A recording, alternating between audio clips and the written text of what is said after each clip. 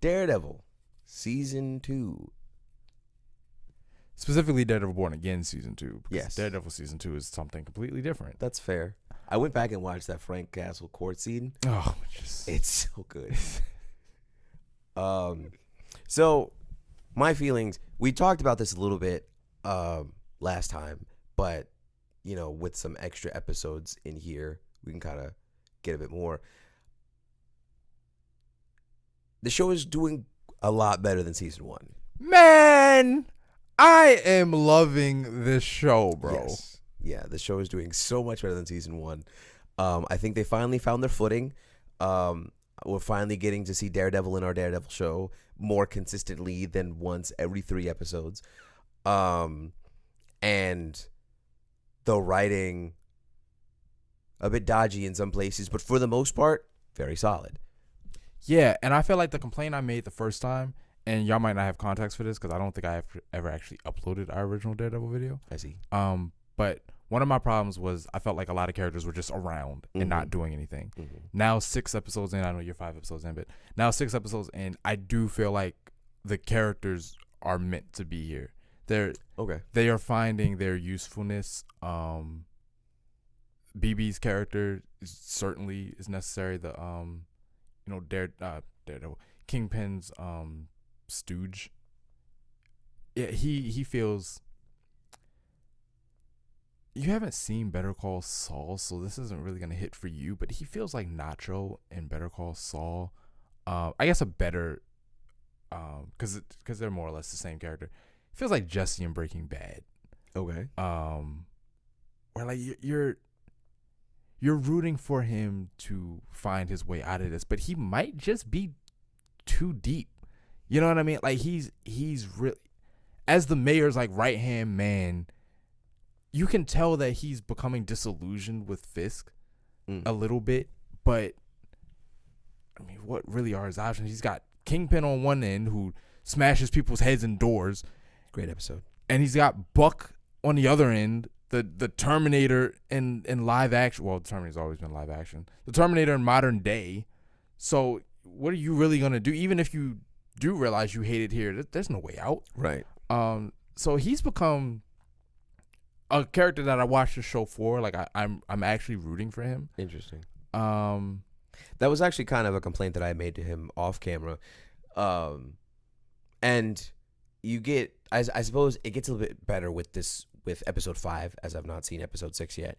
And kind of everything that happens. Maybe I shouldn't say episode 5, because episode 5 is more of a love letter to the old Daredevil. So I'll say episode 4. Great episode, by the way. Yeah. Just thank you for recognizing where you came from. We loved Daredevil. Yeah. We still do.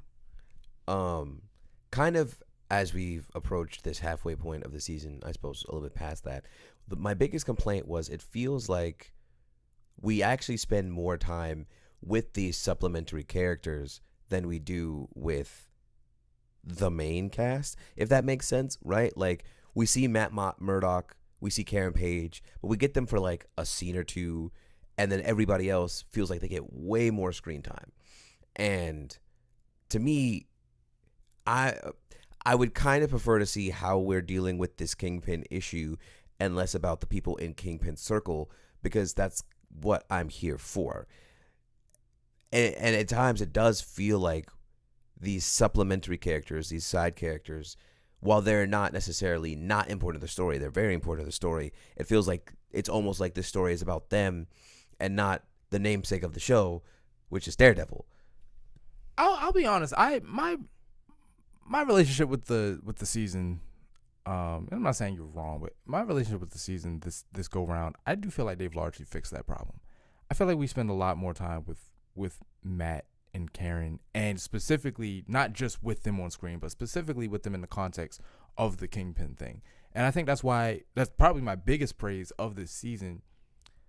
It figured out that, and I don't know why season 1 didn't know this, but it figured out or remembered that Matt versus Kingpin is kind of why we're here. Mm-hmm. You know, that's the Matt dealing with his own moral crisis and where Fisk takes him, because it might just be to stop a man like Fisk.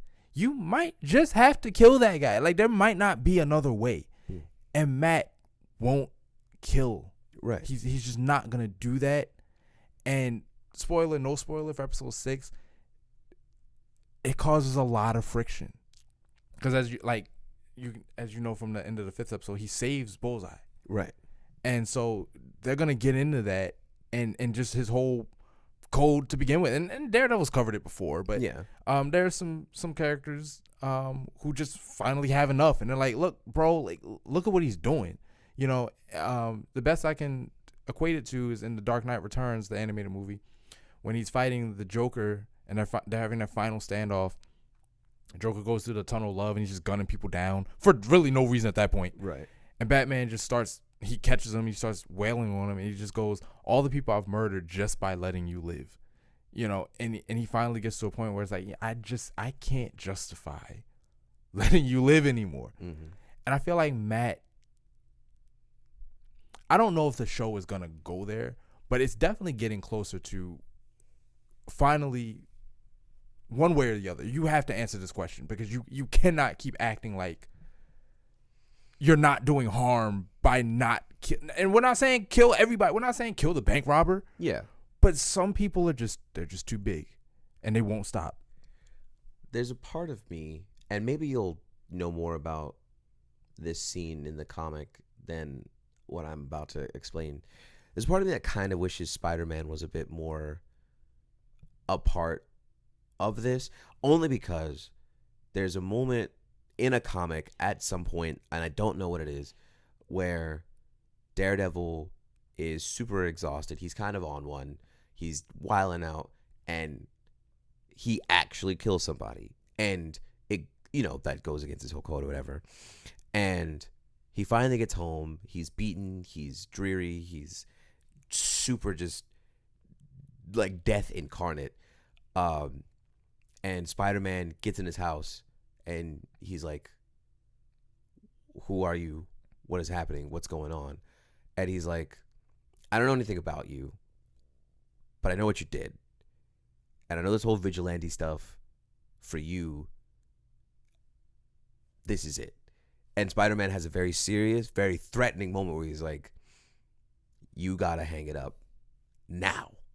Because if you don't, I will be here and I will make you. And I don't know, like I said, maybe we don't need Spider-Man for that, but I feel like if that's what we're working towards, and we have something like that kind of helps bring this whole full circle moment of his struggle with killing somebody, I'd be interested in seeing that. You need Frank for that. Okay. And the reason you need Frank for that, and it might feel like a retread of season 2, but you had a version of that conversation when he talks to Frank, and he goes, like, he stops Frank from killing somebody, and Frank is like, look, man, your way, it doesn't work. We've been arguing about this since the first episode of the season. It doesn't work. I need permanent solutions. And Matt goes, he's been struggling the entire season. He goes, all right, maybe just this once. And Frank, hearing that come out of Matt's mouth, he's like, that's not how it works. You can't, if that's your code, you got to hang on to it. Let me be the killer. Like that's what I did. Like either you're going to become me and you're just going to be out here just killing crime all the time. Mm. Or as annoying as it is, you got to stick to your guns. So I think it actually works better to have somebody who's already on that side. Sure. Having that conversation, because somebody like Spider-Man who's not done it would be speaking from a place of naivete at that point. You might not, maybe you've not gotten to the point where you've killed someone, but you're a kid. Like Spider-Man's a child well, usually. I mean, he's usually portrayed in the media as a child, even though he spent very little time as a kid in the comics. But so you might just have this childlike stubbornness that stops you from doing that, and you might not even have the real conversation with yourself about whether it's necessary or not. Frank, as somebody who has had that conversation, has decided that it is necessary, could sit down with Matt and go like, man, every time you block a bullet or knock a gun out my hand, I get so annoyed, but that's who you are. All right. And that's who you need to stay because you think you can go back and forth and you can't. And without spoiler, you get someone in the 6th episode who does get in his face and it's like, why the fuck do you keep choosing the bad guys over your friends and family? They hurt your people. They killed Foggy. They destroy the city that you love. They do it without repentance. And every time somebody steps up to the plate to take them off the board, you pick a fight with them. Why are you making us your enemy instead of the actual enemy? Right. Top tier scene. Probably one of the best in the entire season. And it's hard. And you know me, I like the heroes that don't kill. I think everybody can be redeemed. But it's hard in that moment to not like listen to. I was like, Matt, they got a point.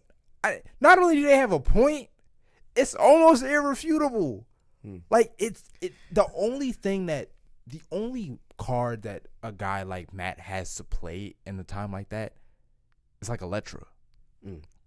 Because Elektra did fight for the Angels. She middling success, but you did reach her heart to a degree. And because you can do that, you know it can be done. Right. But absent that, bro. Well, it sounds like I need to watch this most recent episode. Oh yeah, it's great. It's great. The only flaw I have with the show is not even a flaw with the show at this point. They keep coming out and announcing stuff for season 3, and I'm like, I didn't even know there was a season 3. They've already don't look nothing up because they talking about character arcs and like things that now I'm like, I feel like I know how this season's gonna end just on the virtue of what you told me is gonna be happening in season 3, and I'm like, that's not stuff I should know. I feel like I can kind of sniff some of it out. But one thing I read, and I didn't go looking for it. It was thrown right in my face. One thing I read, I was like, I wouldn't have seen that coming. Thank you for. I almost guarantee you that I know what the last shot of season 2 will be of Born Again, and if I'm right, then I'll tell you that that's what I thought it was, and if I'm wrong, I'll tell you what I thought it was going to be. But based on what I read, I think I know. Not only do I know how the season's gonna end, I feel like I know the last frame of the last episode.